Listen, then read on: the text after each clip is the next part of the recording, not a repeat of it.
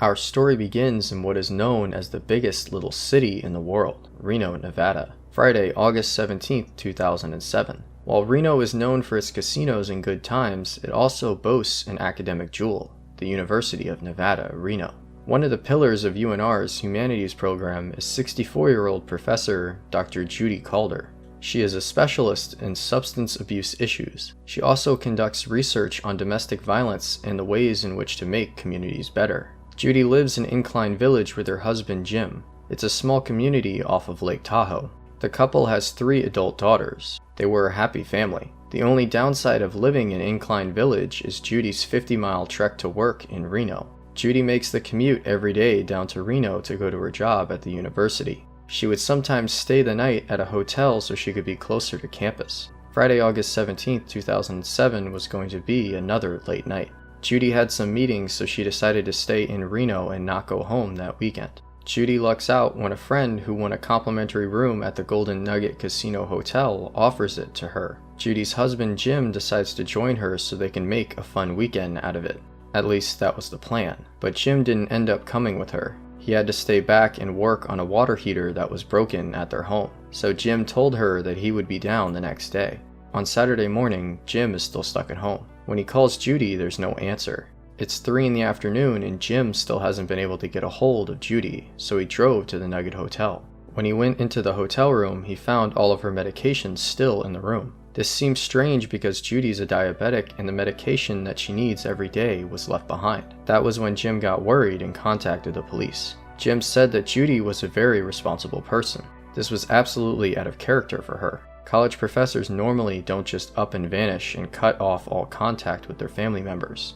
Investigators hope the extensive security camera footage from the Golden Nugget will help jumpstart their search for Judy. They find footage of her on the casino floor going down a set of escalators. The video has a timestamp of 10:30 a.m. The following day, Saturday, August 14th, Judy is spotted again as she gets into her vehicle by herself and leaves the Nugget. Detectives were hoping that Judy might have just returned to work, so they contacted the UNR Police Department and asked them to check her workplace. They asked university police to check for any door records indicating that she had let herself in or out, or for any surveillance footage of her coming or going. They couldn't find any videos or logged entries after she was reported missing. Investigators' next focus is on finding Judy's vehicle. They immediately put out an alert for the car and quickly get a hit. The vehicle was found near the intersection of 5th and Evans, which is not too far from the university. The 500 block of Evans is not somewhere that Judy Calder would have frequented. That area is known for drugs, prostitution, and other criminal activity. Crime scene technicians dusted the outside of Judy's car for fingerprints, and as they were doing that around the driver's door handle, they could tell that somebody had wiped the handle with a wet cloth. Detectives said that that changed the game. It was a deliberate act to conceal evidence, so they knew they had more on their hands than a missing person. Police began canvassing the neighborhood, hoping to find someone who might have seen Judy's car arrive in the area. Some of the people officers speak with say they saw a dark-skinned male driving Judy's car. Detectives circle back to Jim, Judy's husband. They ask him if he knew of anybody that would want to hurt Judy, if she had any enemies at work or any enemies in the community. He told them no, absolutely not. But Judy's daughter Kim tells police that might not be so. She tells detectives about an alarming incident the previous year. Kim told detectives that someone had attacked Judy in her garage. She was begging the man to not hurt her or kill her. It was a violent attack. The man attempted to cover her mouth and subdue her, but she was ultimately able to fight him off. Her attacker said to her, "Somebody at the university wants you dead." The attack had gone unsolved, and so investigators thought the same person might be involved in Judy's disappearance. The detectives can find no immediate leads in the earlier attack. As they look into it, they expand the investigation, seeking anyone who might have known Judy was staying in Reno that weekend. From Jim, detectives learn of a man named Ricky Barge. He's an associate of Jim and Judy's and was the one who had gotten her the hotel room at the Nugget Hotel. Ricky owned a printing shop called Imaging Technologies. Ricky's business had done some work for the university, which is where he had met Judy. Over the years, the two struck up a friendship. Ricky and Jim Calder had even become business partners in Ricky's printing business. Ricky knew that Judy was missing because he had been driving Jim around town because Jim was distraught and no longer drove well due to his age. so Ricky took Jim under his wing during his time to help him out, since his wife was missing. Ricky seemed very distraught and upset. He was very open about how much he cared for Judy and Jim. He said that he enjoyed helping them and that they had been good business partners. Investigators asked Ricky if he can think of anyone who might have seen Judy or be able to offer any additional information. Ricky told them about a guy who did casual labor for him named Carlos. Ricky hired Carlos for casual labor jobs around his warehouse, sweeping, cleaning, and sometimes delivering stuff. Carlos made some deliveries for him at the university, so he could have come into contact with Judy. He described Carlos to them, and that physical description was consistent with the person seen driving Judy's car. But Ricky can't offer the police much help in finding Carlos. He didn't know where Carlos lived. He knew that he hung around the casinos, but didn't know what his last name was or his phone number. Carlos would just show up at the warehouse and ask Ricky if he had any work for him. Wondering if Carlos had a criminal record, the detectives decide to check recent rap sheets. The hunch pays off when they come across a man named Carlos Filomeno. They were able to identify him by showing his picture to Ricky. Carlos had an active probation warrant. He was a property crime suspect. He had outstanding charges of burglary and check fraud. Finding Carlos and looking for a connection between him and Judy's disappearance is the detectives' top priority. It's been more than a week since Judy Calder vanished, and police had little to no information to share with her loved ones. On August 28th, 10 days after Judy Calder was reported missing, the Elko County Sheriff's Department responded to a call from two hunters just outside of Jackpot, Nevada. They found green sandals poking out of the ground. With a closer look, the shoes led to a body buried in the sand. The hunters scrambled back to their car to call the police. When the police arrived on the scene, they found the body of an adult female. Because of the level of decomposition, alternative means of identification were required. Crime scene technicians took pictures of the scene and searched for evidence. They recovered the victim's clothing and found a set of tire tracks near the body. Once Judy was reported missing, Reno police shared her description with all of the agencies in Nevada. The victim was wearing a pantsuit and green sandals. This is consistent with what Judy was known to wear, so detectives in Reno reach out to Elko County, where the body was discovered. The body is carefully removed from the shallow grave and transported to the Nevada State Medical Examiner for an autopsy. Through dental records, the body was confirmed to be Judy Calder. From the decomposition rate, the medical examiner calculates that Judy was likely killed and buried in the desert on the same day she went missing. Washoe County's forensic unit confirmed that it was a homicide by stabbing. She was stabbed multiple times. Back in Reno, detectives compare the tire tracks found near Judy's body to the vehicles of family and friends of Judy. However, none of the vehicles matched the tire impressions. With nothing to go on from the crime scene, detectives begin to take a closer look at people in Judy's life. Their first stop is her husband Jim, who was supposed to be with Judy the day she disappeared, but stayed home because of a water heater leak. Detectives were able to confirm Jim's alibi, as the water leak repairman said that he had not left the Incline Village area until 3 in the afternoon. Detectives also redoubled their efforts to find Carlos Filomeno and connect him to Judy's disappearance. Detectives tried to match the tire tracks to the vehicles associated with imaging technologies, including the van that was used by Carlos for deliveries, but the tire imprints from Elko County did not match the van. As they examined the delivery van, the detectives do notice something odd. Upon opening the front passenger door of the van, a detective noticed that the inside was clean and smelled like bleach. The investigators swabbed the interior of the van and found traces of human blood. The blood traces set off alarms and intensified the detectives' suspicions about Carlos. But one thing isn't making sense. If Carlos is responsible, what caused him to escalate from petty crime to murder? And how did this man become involved with Judy Calder? Investigators need to find Carlos Filomeno and interview him.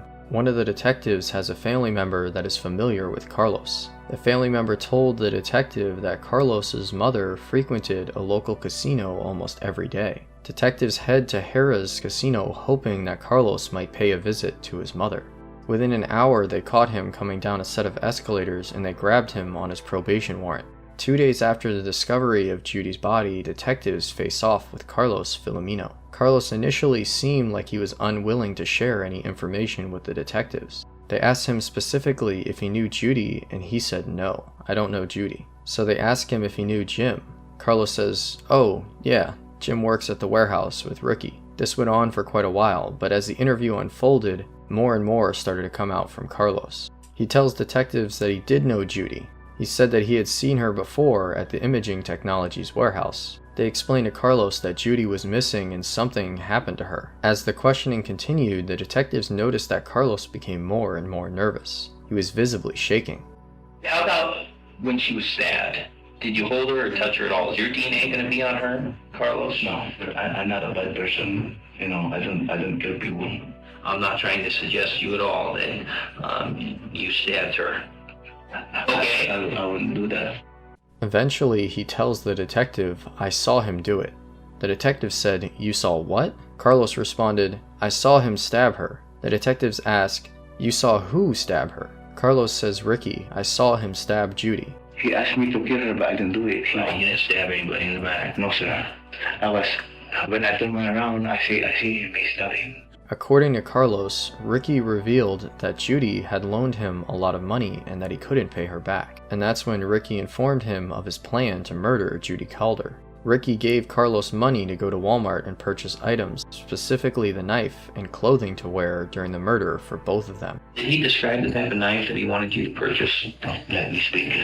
Carlos claims Ricky lured Judy to his warehouse with the promise of repaying his loan. Carlos said that he had watched Ricky murder Judy, and he was afraid for his own safety. He thought that he had to cooperate with Ricky or he was going to end up like Judy. So Carlos said that they had placed her body in a plastic-lined box, put it in the back of the van, and drove it up to Elko County. After burying Judy in the desert sand, Carlos claims the pair drove the company van south to Arizona and began destroying evidence of the crime. Carlos said that they had the tires on the van changed in Phoenix, and on the way back they discarded the tires along the highway. This could be the reason why the imaging technologies van's tires didn't match the tire impressions. But it's not lost on detectives that Carlos has gone to great lengths to separate himself from the murder. With the way he was able to describe the crime scene and the manner of the way Judy was murdered in such great detail, it cannot be discounted that Carlos was guilty of it himself. To get to the truth, detectives' next step is to hear from what Judy's friend Ricky Barge has to say.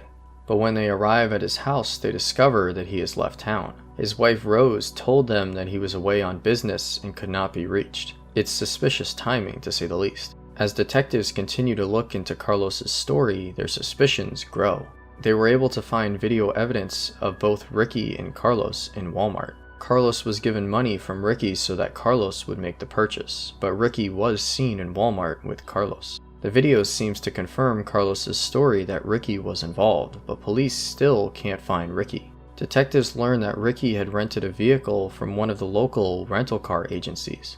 The vehicle was recovered in San Antonio, Texas, near the airport. There was a note inside the car. It said that he was going to Canada, but being so far south, less than 150 miles from the Mexican border, likely meant that he was headed to Mexico instead. It's clear to detectives that Ricky Barge is on the run. When the news reaches Judy's family, they are shocked. Excluding Jim, they had no idea who Ricky Barge was, and believed that justice for Judy was slipping away. With an international manhunt now underway, detectives head to Ricky's business, Imaging Technologies, to see if they can determine if it was indeed the scene of a murder as Carlos claims. A luminol test was administered. Luminol will react with blood and produce a blue light when in the correct lighting. The luminol activated in the area where Carlos said the altercation occurred. There were big swirls on the floor where blood had been mopped up. Swabs were collected in that area, taken to the lab, and tested.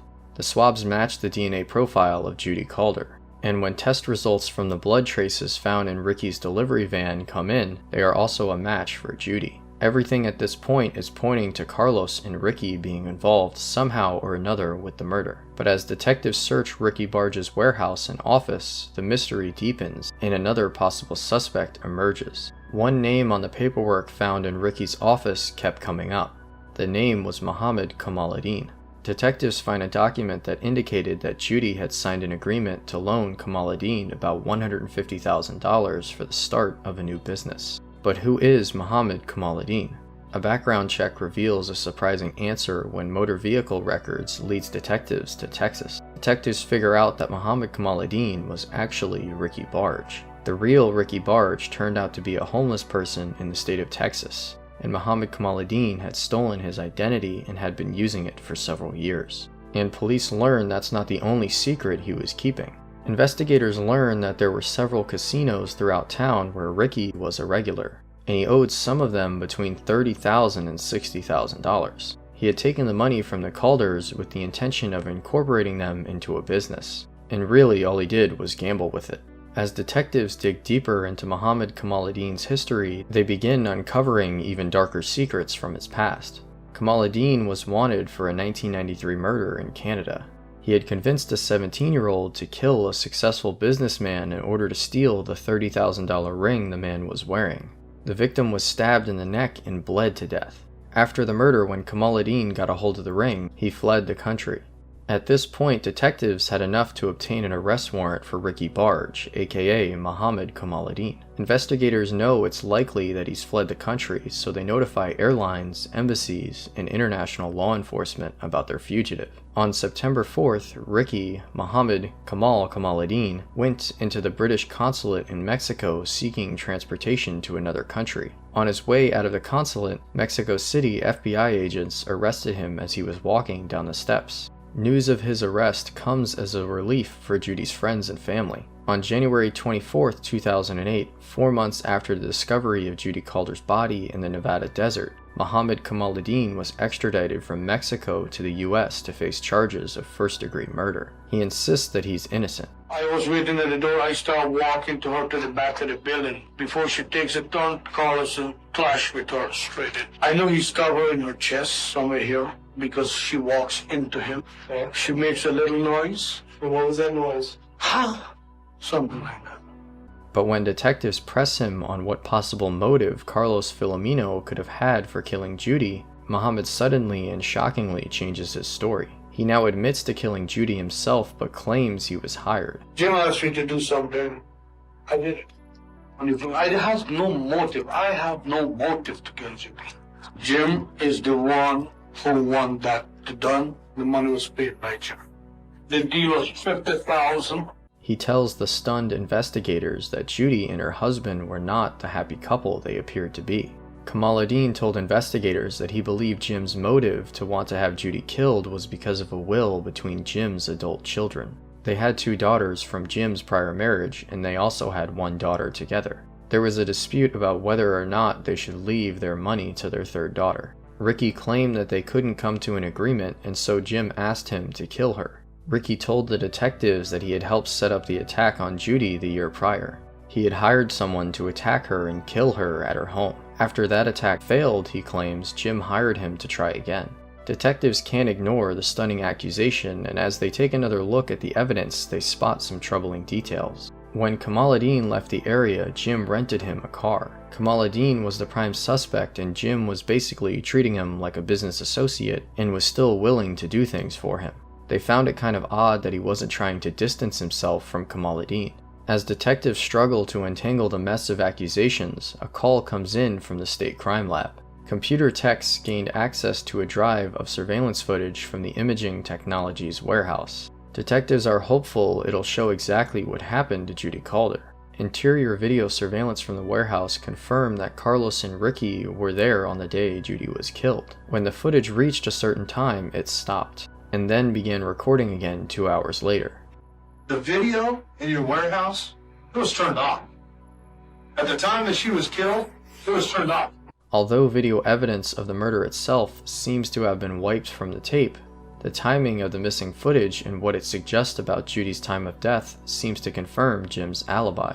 Jim was in Incline Village at the time of Judy's murder on Saturday, but that doesn't rule out the possibility that he was paid to have Judy killed. And as the detectives watch more of the surveillance video, the footage shows something chilling.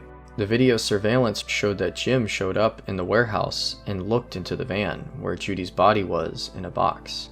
It appeared like he was checking to make sure she was dead. Why would Ricky, who just murdered his wife, show him the location of her body? And why would Jim have any interest? Although Jim can prove he was at home with a water heater repairman at the time police believe Judy was murdered, he still finds himself facing very uncomfortable questions from the police. I'm innocent of anything to do with this goddamn thing. Well, would you take a polygraph real quick? Mike's been a good guy. He was a... No, not at all, Jim. We're not accusing you. We just want to do a thorough job, and that thorough job is for Judy. To investigators' frustration, the polygraph is inconclusive.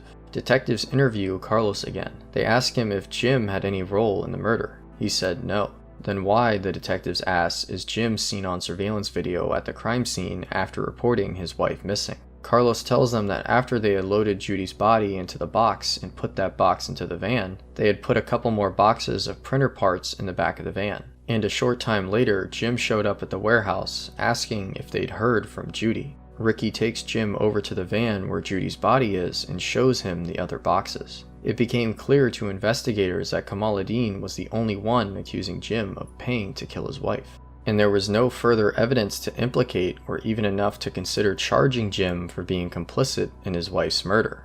Once Jim is cleared, prosecutors begin preparing the murder trial of Mohammed Kamaladdin with Carlos Filomeno as the star witness. If Carlos was a suspect in the case, they couldn't use his statement against Ricky, so Carlos was never charged with anything in regard to this case. He was the only witness to the murder. In October 2008, the trial began. Prosecutors told the jury that Mohammed Kamaladdin, calling himself Ricky Barge, killed his friend Judith Calder and then concocted a scheme to lay the blame on everyone around him, from his accomplice Carlos to Judy's husband Jim. The prosecution said that it was a murder committed over financial hardship. There was tension between Judy and Ricky over a loan that Ricky hadn't paid back. It came down to money and a gambling problem and a man who felt like he didn't owe anybody anything. Prosecutors describe how Mohammed lured Judy by claiming he was ready to repay his loan. Ricky and Carlos had gone so far as to buy the murder weapon and specific clothing. When she entered the warehouse with the intention of collecting money that she was owed, she was stabbed twice and died fairly quickly. Her body was then placed in a box that was lined with plastic and then put inside of the work van. Her body was then dumped in northeastern Nevada, out in the middle of nowhere. Nevada is a huge state, so they wanted to take her far away from the crime scene in the hopes that she would never be found. Mohammed Kamaladdin's lawyers stick to his claim that Jim Calder masterminded his wife's murder. After 6 days of testimony, the jury deliberated for just 5 hours. Kamaladdin was found guilty of the murder of Judy Calder and was sentenced to life in prison without the possibility of parole. The conviction comes as a relief to Judy Calder's loved ones and friends, but they know that the loss of Judy is a scar that will never heal.